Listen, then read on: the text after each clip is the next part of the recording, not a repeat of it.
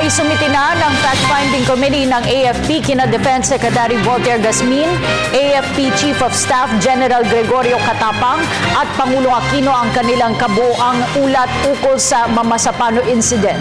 Tiniyak naman ng AFP na magiging transparent sila sa anumang isasagawang investigasyon ukol sa engkwentro.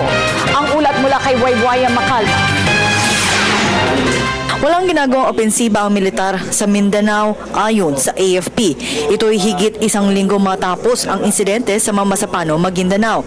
Sa kabila na may natatanggap ang militar na intelligence report na di umano'y nagsasagawa ng pag-atake ang armadong grupo sa lugar kabilang na ang BIFF. Ayon kay Colonel Restituto Padilla, ito lamang ay kanilang precautionary measures dahil nais lamang nilang panatilihing ligtas ang mga sibilyan sa lugar. Kung kaya't nakalerto ang militar sa Maguindanao kung saan nagsasagawa pa sila ng checkpoints.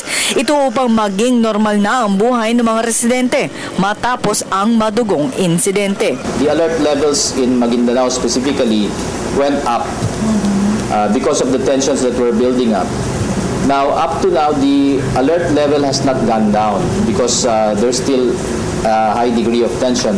And this is what we would like to announce again, that there is no offensive operation being conducted other than the ordinary law enforcement operations to keep all public areas safe and then keep our roads safe for all travelers.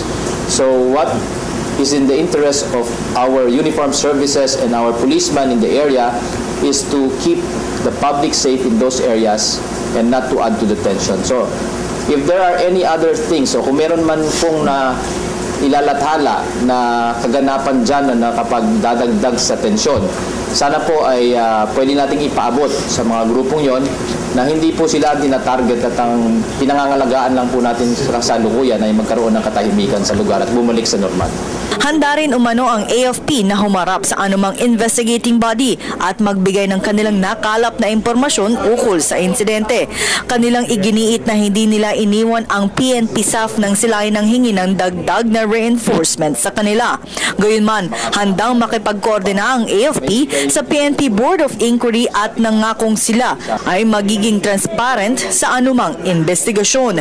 Katunayan, nakausap na mismo ni CIDG Director Benjamin Magalong ang ilang opisyal ng AFP na kasama sa pagbibigay ng reinforcements para sa mga staff commandos. Ang nakita ng fact-finding mission natin ay nagawa nila ang dapat gawin sa mga panahon na yon upang maibigay yung kinaukulang tulong sa ating mga kapatid sa kapulisan. At yung mga nakasaad dun sa fact-finding na chronology of events, dun makikita yung kanilang mga naging aksyon at mga hakbang upang maibigay yung tulong na yon.